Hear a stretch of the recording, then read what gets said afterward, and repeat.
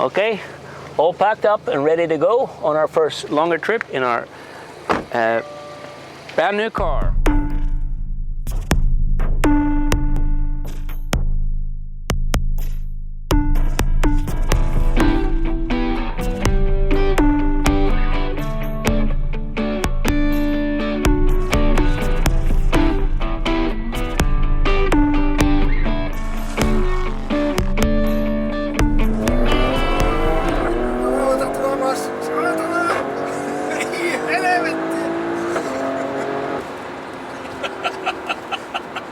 Okay, white paint, white headlining, no panoramic or sunroof, and still I'm loving it. The Subaru Outback Field. Now, I don't know how it happened. I think 1 month ago I hadn't even considered to buy a Subaru, or maybe 1 month ago I started thinking of it. Long story short, I bought the Peugeot 508 in end of October last year, and without going into any details whatsoever, I'm just a little bit disappointed with. Well, I want the car you can depend on, and in this case the Peugeot just let us down. I think the service was worse than the car itself. I think if the small faults that came up, if they had been fixed in a timely manner, we would still have had the car. But now I was without the car for 2.5 months, and I was able to sell it without losing too much money on it, and then basically I bought this brand new car, 2023 year model, so it's like it's 2024 now, so it's not the latest year. And apparently there's only one, the only difference between the 23 and 24 is a USB-C, USB, I don't know, different in the back seat. So they have just switched out one of the two USB ports to a more modern variant. Anyway, I got the car. I think it's a bargain. Now today the cars are so expensive, and I think what you get for this, it's extreme good value for money, if you could talk about that. And of course I checked also used examples, but this 2023 was actually cheaper new than some of the 2023s, 2022s with like 20,000 kilometers on the odometer. So very happy with this car. We are now on a little bit on a spontaneous trip. It's weekday evening. It's in the middle of the summer, more or less as middle of the summer as it gets. It was midsummer a few days ago, and we're just on the way to check out the possible summer house. It's nothing that I had planned whatsoever 2 days ago. Very simple, standard, no running water, no electricity, but what it looks on the picture anyway, and on the film I've seen, a very beautiful location. And now when we have a child and everything, it would be nice to maybe have a place we can go, when we have a long weekend or something, and in the summers, and just enjoy some off-grid living with fishing and so on. I'm not talking about, in this video it's not about buying a summer house, it's about the car, just the initial impressions. Now, I'm so happy with the car so far. Of course, I had a test drive in another example before I bought it, and I liked what I felt, but I couldn't really get the seat comfort seemed okay, and it was more or less what I expected it to be. Now, when I've been driving it, I've mostly been using it going to and back from work with. As you can see, I've only done 836 kilometers in total. Well, it had 11 kilometers on the meter when I bought it, so delivery mileage. Now, one thing on reviews of this car is that they say that it's not so frugal. Well, I'd say it's very, very economic. This is it's a 2.5 liter 4-cylinder petrol engine. It's not turbocharged, it's got the CVT gearbox, and in the reviews everybody says that it's consuming a lot of fuel. Now for this, on my drive to work, I have averaged more or less on every trip 5.8 liters per 100 kilometers, which I think is very good. Now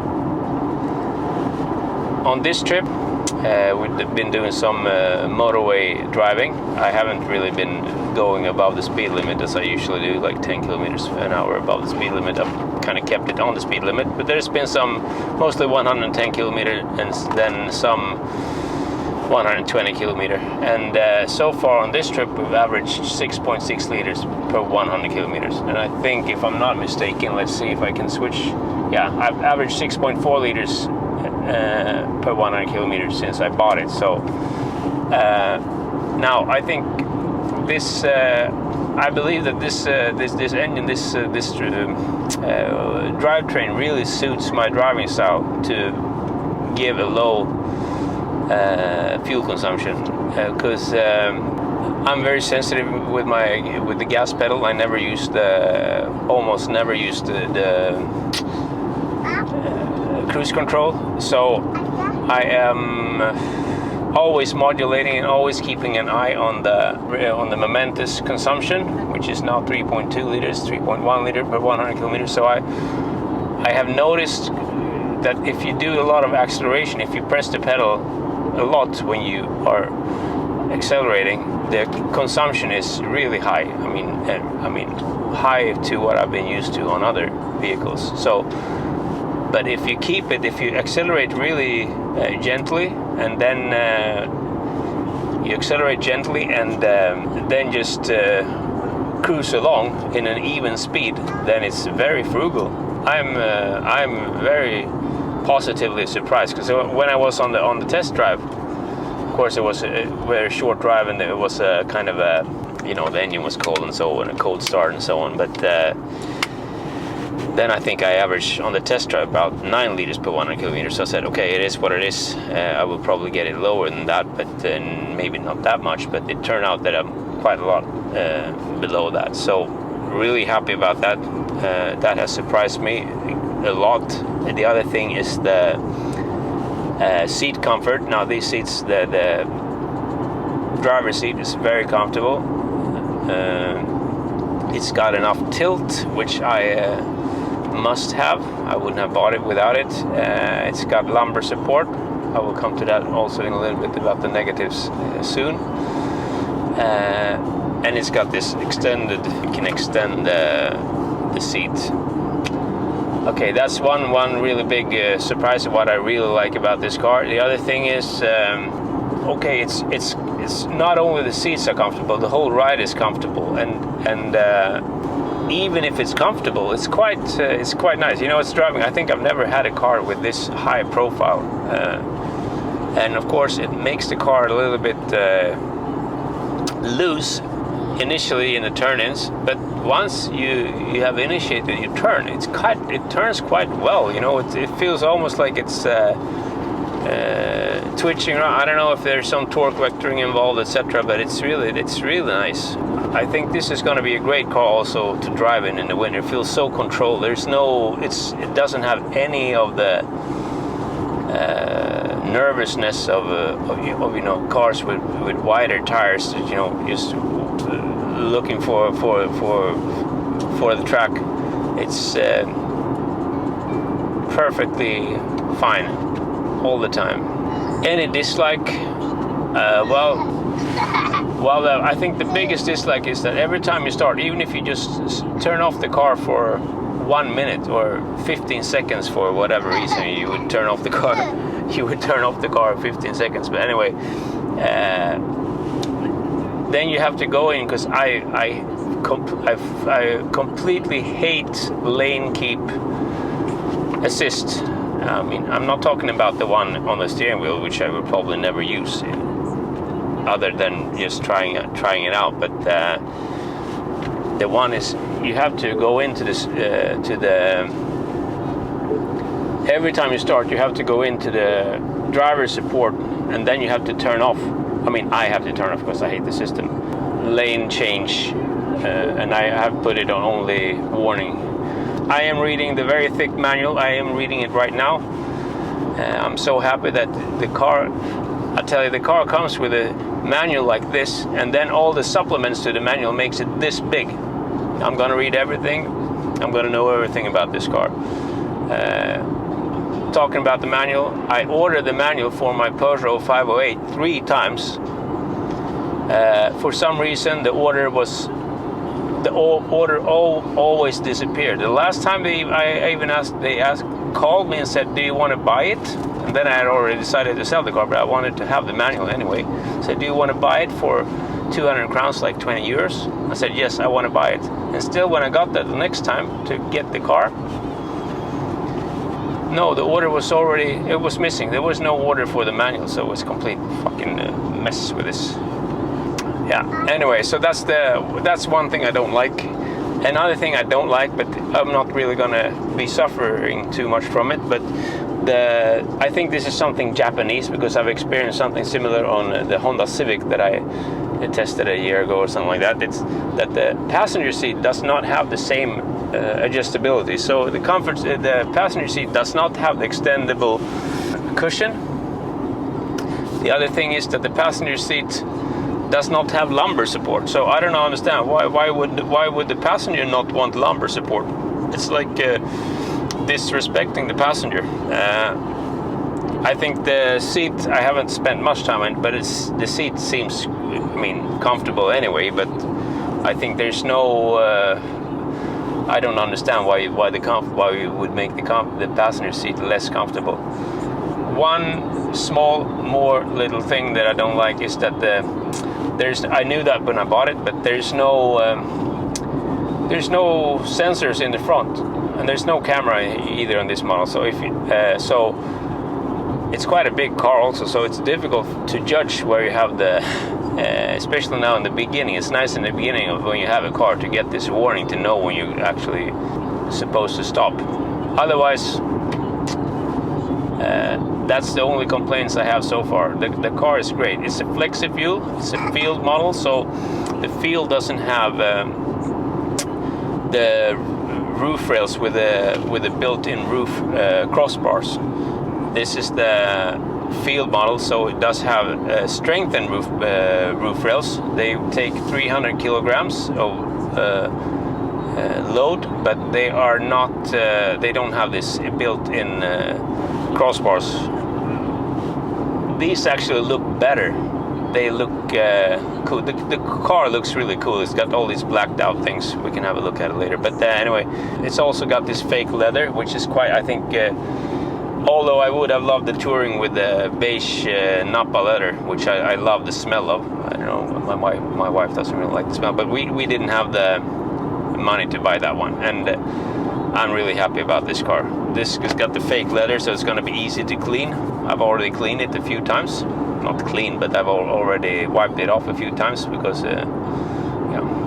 new car, you want to keep it nice and tidy. I haven't even taken off all the plastic transport protection films yet. Well, Swedish summer.